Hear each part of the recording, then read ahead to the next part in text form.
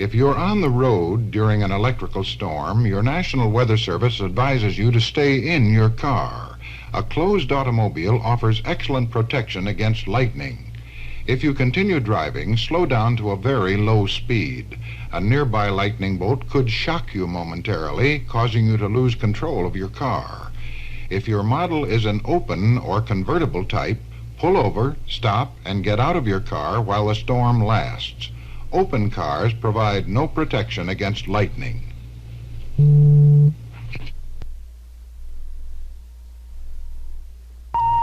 The safety of your home during an electrical storm can be greatly increased by following this advice from your National Weather Service. Don't telephone or answer your phone when a storm is in progress.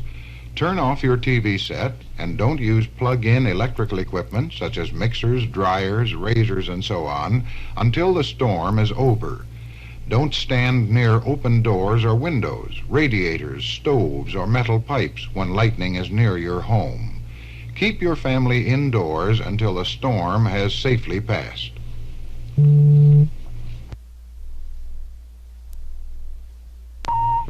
Medical authorities say that a person apparently killed by lightning can often be revived by prompt mouth-to-mouth resuscitation, heart massage, and prolonged artificial respiration. In a group struck by lightning, those who appear dead should be treated first. Those who show signs of life will probably recover spontaneously, but may require treatment for burns or other injuries.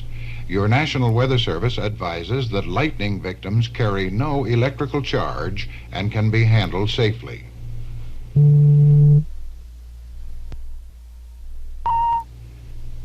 Your National Weather Service urges you to take these safety precautions if you're caught outdoors in an electrical storm.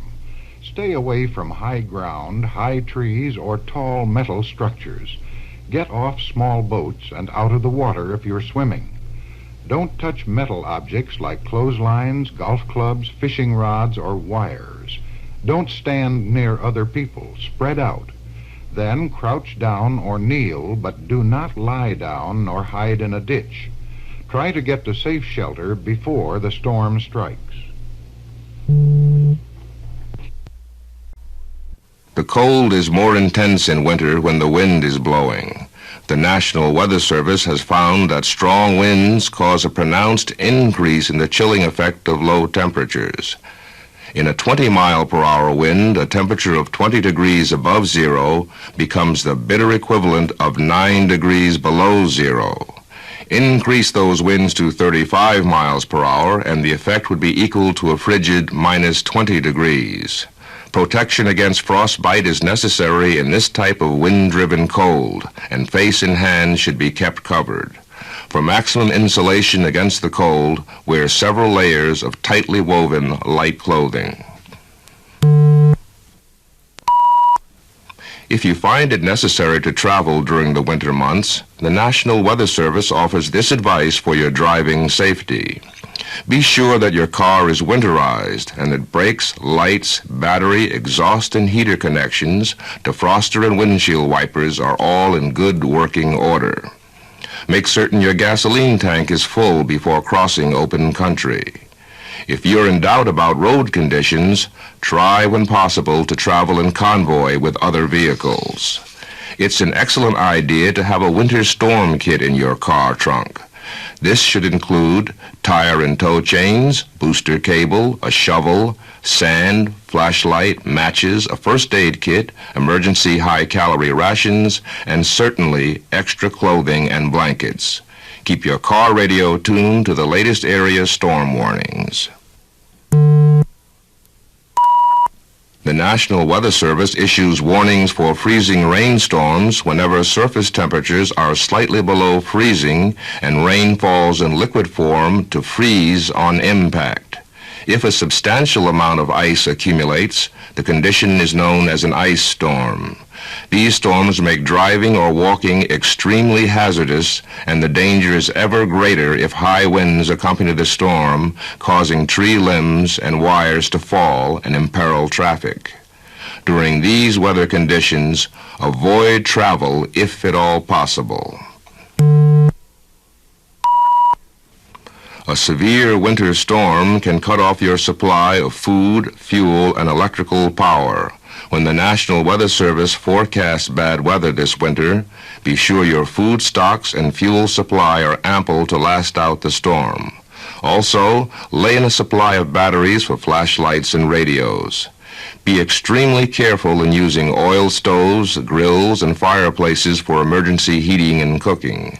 Make certain they are well ventilated while in use, and take precautions against fire hazards. If a blizzard should trap you on the highway, the National Weather Service advises that you take the following measures for your safety. Don't panic if your car stalls in deep snow. Keep your radiator and exhaust pipe free of snow, but don't try to shovel or push your car out. Overexertion in a blizzard's bitter winds will exhaust you, lower your resistance to cold, and may endanger your life. Trying to walk out of the storm is even more foolhardy. You can lose direction quickly and be entirely at the mercy of the storm. Stay in the shelter of your car. Run the motor and heater sparingly with sufficient ventilation to prevent carbon monoxide accumulation. Make sure that ice doesn't seal the car windows and cut off fresh air. Exercise arms and legs to maintain blood circulation. To help rescuers locate your car in daylight, tie a colored cloth to the radio antenna. At night, turn the dome light on frequently and be sure that someone is always awake and alert to spot help or possible trouble. The flash flood can be triggered by an intense thunderstorm concentrated over certain types of terrain. This sudden burden of rain can produce large flood waves which move rapidly downstream, tearing out everything in their path. The National Weather Service cautions you the approach of a flash flood calls for instant life-saving action, abandoning all personal property and fleeing to higher ground before the flood strikes. A second's delay can be the difference between life and death. The toll of a flash flood can be tragically high when it strikes a sleeping community or under any circumstances where the watch or warning may not be heard. The National Weather Service urges you to plan in advance what to do and where to go in a flood emergency. Abnormally heavy rain should be a signal of possible danger. Watch carefully for heavy water runoff or any sudden rise in stream level. Alert your neighbors to the peril of a flood striking without warning.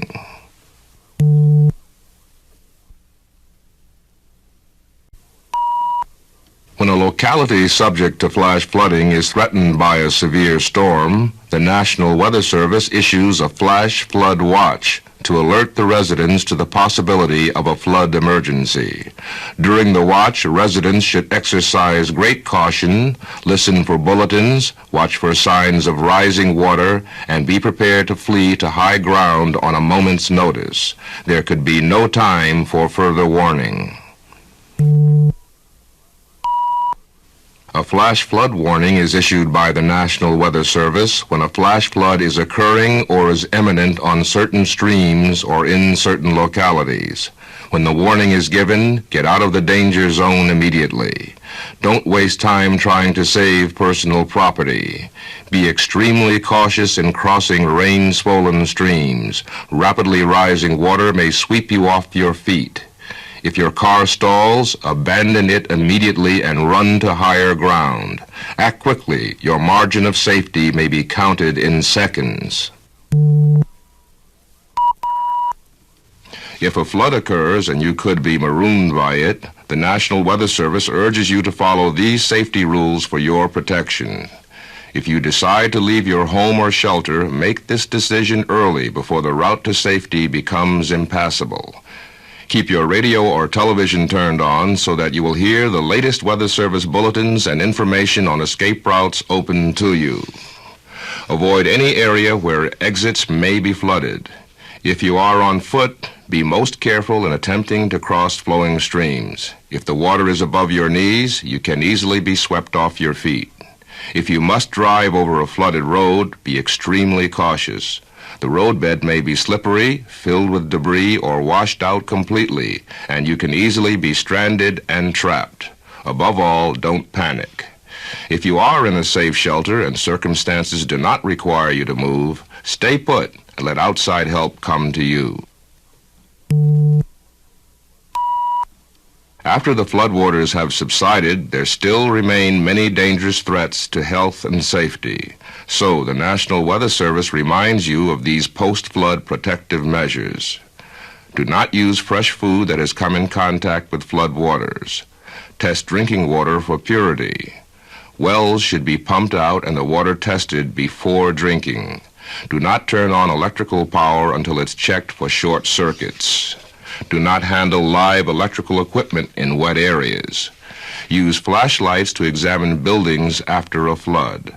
Flammables may be inside, and open flames or lanterns may touch them off. Report broken gas mains, water mains, and fallen wires to the proper authorities. Drive with extreme care. An apparently safe road surface can be slippery or dangerously undermined by flood waters. Keep your radio or television set turned on. Information from civil emergency forces or the Weather Service can be vital to your welfare.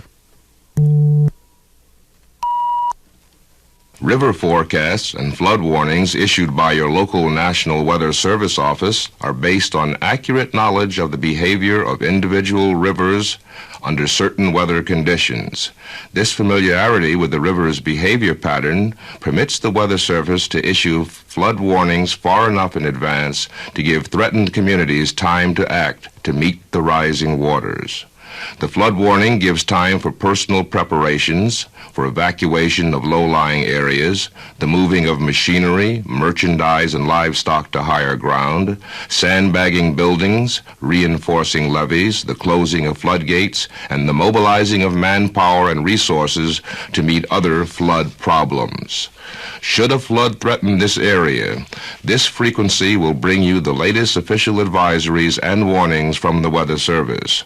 Follow these broadcasts closely. They will give you important information on how to save lives and property in the event of a flood emergency.